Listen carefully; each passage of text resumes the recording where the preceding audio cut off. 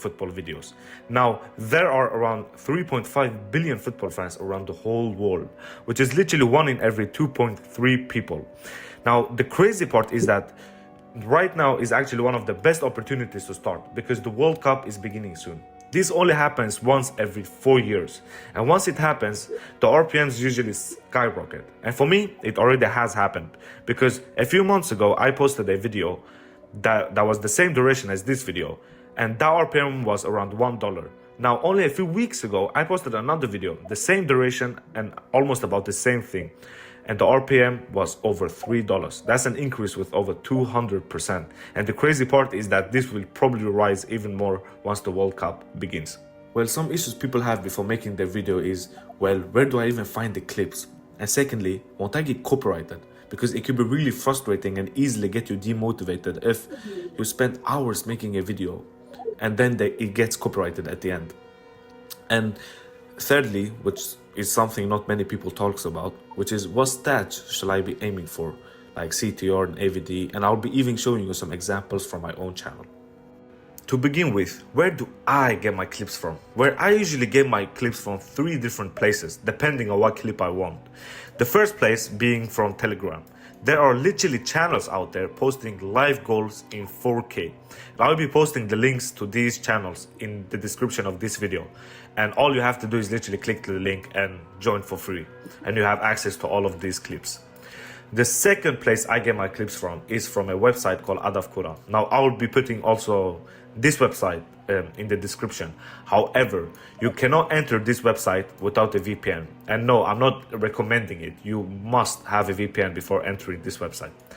Once you do enter the website, you will get access to like goals, highlights, and even full matches. And they are all in good quality, from 1080p to 4K. And you can even get matches from like 2015, 14. They all exist on this website. The third place, which may shock you people, is from YouTube. Now imagine you are making a video about craziest red cards in football. You cannot be downloading like 50 different full matches just to get 50 different red card moments. Instead, I then download the red card moments from YouTube. And an example of this type of video I made using only clips from YouTube is this video. I did a video about craziest training moments in football you were not supposed to see, and it has almost 400k views. Now, I could not be downloading like full matches because I had like 100 different training moments. I cannot be downloading 100 different clips. So instead I used YouTube, and I don't know why I said full matches, because of course that doesn't apply to training, but you understand what I'm trying to imply.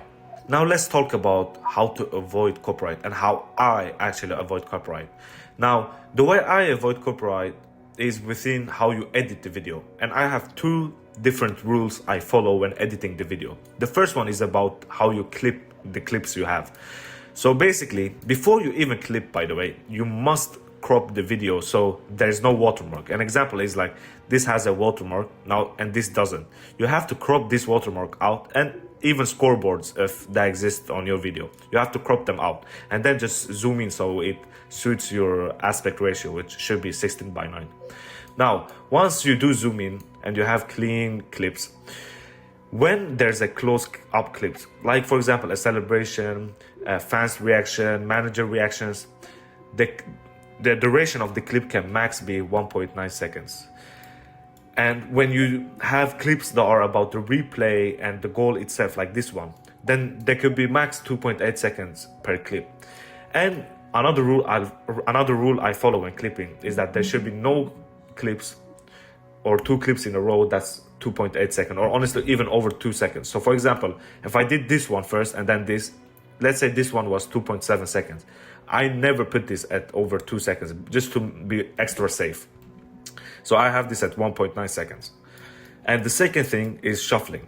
Let's say you've downloaded a goal and then you've just clipped these 4 clips and they go in this order. Now, let's say this is 2.8 seconds, all of these are below 2 seconds. And just to be safe, like I said. Then you have to shuffle the clips so they are out of order and doesn't follow the same pacing, or I don't know if it's just a pacing, but the same order as the original clip you got it from. So an example of this could be that you put the replay at second at second clip, and then you just put this at the fourth, because now it's completely out of order. And there's just another example where I just shuffled these two, and now it's also completely out of order yet compared to this one, which could make it really hard for YouTube to detect the original video you took it from. So that's just for extra safety. Now let's talk about a thing which some people like and some people find it really boring, which is what stats to aim for. Now, some people don't like checking their analytics, and honestly, you must check your analytics to see what you need to improve to go viral.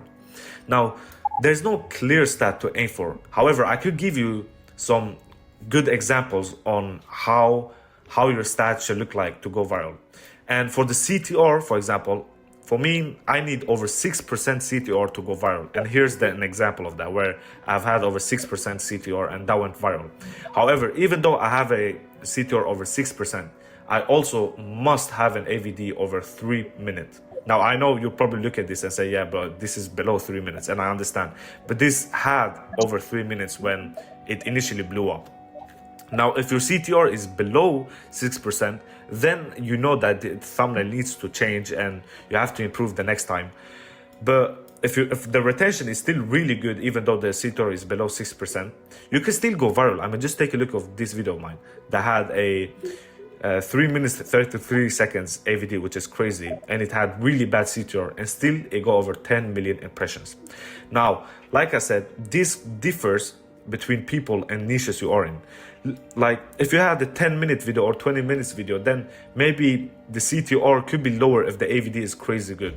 So if you have a crazy retention, the CTR could be lower.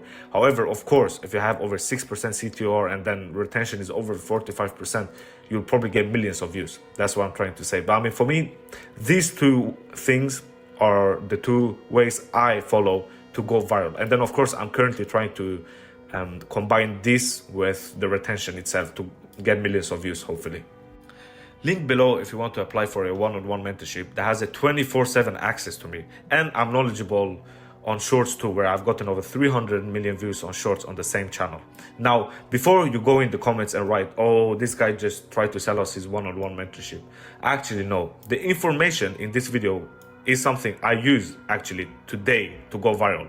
And I mean, you could just compare this video and the knowledge inside this video with other videos about how to go viral on the football niche, and you probably understand what I mean. The one-on-one mentorship is only to speed up the process for you. So feel free to buy it if you want to speed up the process, and you can still go viral without the one-on-one mentorship, to be honest. The information here is already way above enough, to be honest.